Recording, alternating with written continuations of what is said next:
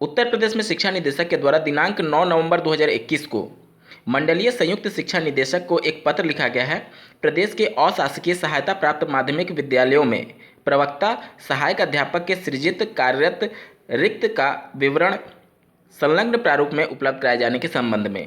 यहाँ पर अशासकीय सहायता प्राप्त में प्रवक्ता और सहायक अध्यापक यानी टीजीटी पीजीटी के कुल कितने पद सृजित हैं और कितने पद पर शिक्षक कार्य कर रहे हैं, साथ ही कितने रिक्त पद हैं, इन सब का ब्यौरा मांगा गया है। दिनांक 12 नवंबर 2021 तक ये डेटा मांगा गया है।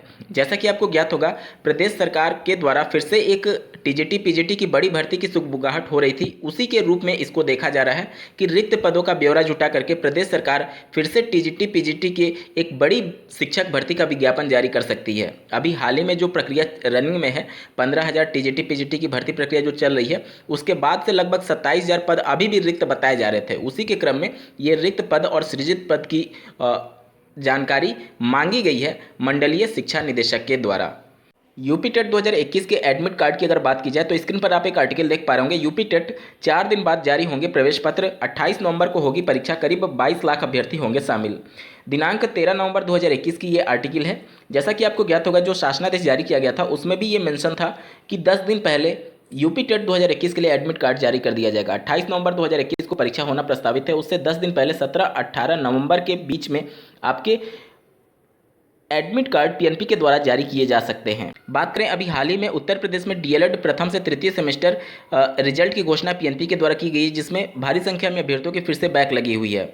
इन अभ्यर्थियों की परीक्षा, साथ ही जो अभ्यर्थी 19 बैच के सेकंड सेमेस्टर में पास हुए हैं उनके 4th सेमेस्टर की परीक्षा कब होगी, इसके संदर्भ में जैसा कि आपको ज्ञात होगा, अभी हाल ही में पीएनपी ने स्क्रूटनी के प्रोसेस के तहत आवेदन मांगे हैं प्रथम से तृतीय सेमेस्टर के संदर्भ में। तो ये अगर स्क्रूटनी का प्रोसेस इंट्रोड्यूस नहीं किया गया रहता और अगर आवेदन नहीं मांगे जाते, तब दिसंबर में ये संभावनाएं थी कि आपकी 4th सेमेस्टर की परीक्षा आयोजित कराई जा सकती है। लेकिन चूंकि स्क्रूटनी के प्रोसेस को लाया गया है, इस वजह से अभी लंबा वक्त लग सकता है इन अभ्यर्थियों का जिनका फिर से बैक लग गया है उनकी परीक्षा कराने के संदर्भ में। और 19 बैच के सेकंड सेमेस्टर के भी स्क्रूटनी के लिए आवेदन मांगे गए हैं। तो जो अभ्यर्थी अंकानुसंधान के लिए आवेदन करेंगे उनका भी एक तरीके से परीक्षा विलंब होगा, क्योंकि जब तक रिजल्ट की घोषणा नहीं होती है तब तक इनके परीक्षा पर विचार पीएनपी के द्वारा नहीं किया जा सकता। तो ये हो सकता है पीएनपी के द्वारा कि 19 बैच के लिए ये स्क्रूटनी के प्रोसेस को स्किप कर दिया जाए और डायरेक्टली उनको चतुर्थ सेमेस्टर की परीक्षा में शामिल कराया जाए। यही सबके लिए बेहतर विकल्प होगा। चाहे आप प्रथम सेमेस्टर, द्वितीय सेमेस्टर या फिर तृतीय सेमेस्टर बैक पेपर से संबंधित हैं, तो स्क्रूटनी के तहत किसी का कुछ खास भला नहीं होगा, क्योंकि इसमें सिर्फ जो मार्किंग हुई रहती है उसकी काउंटिंग की जाती है, फिर से का मूल्यांकन नहीं होता है। तो बेहतर यही होगा कि आप सभी दिसंबर में ही परीक्षा को कराने के लिए पीएनपी पर ज्ञापन दीजिए, ताकि वह इस स्क्रूटनी के प्रोसेस को वापस ले और परीक्षा कराने पर विचार करे। अन्यथा की कंडीशन में बहुत ज़्यादा विलंब होगा। और जिस प्रकार से अगले वर्ष विधानसभा चुनाव हैं और सरकार ने कमेटी बनाई है शिक्षक भर्ती के संदर्भ में, तो अगर शिक्षक भर्ती आती है तो ये ऐसे हजारों की संख्या में अभ्यर्थी इस शिक्षक भर्ती से बाहर हो जाएंगे बैक पेपर की वजह से, या फिर 19 बैच के सेकंड सेमेस्टर में बैक होने की वजह से जो चतुर्थ सेमेस्टर की परीक्षा में सम्मिलित नहीं हो पाए हैं। जब तक आपके 4th सेमेस्टर के रिजल्ट की घोषणा नहीं हो जाएगी तब तक आप शिक्षक भर्ती में सम्मिलित नहीं हो पाएंगे।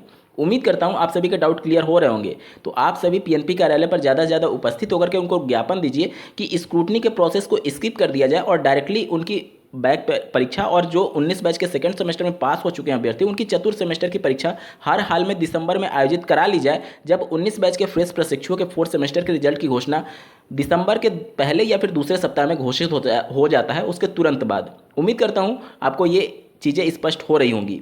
इस वीडियो को देखने के लिए आपका बहुत बहुत धन्यवाद। भगवान करे आपका दिन शुभ हो।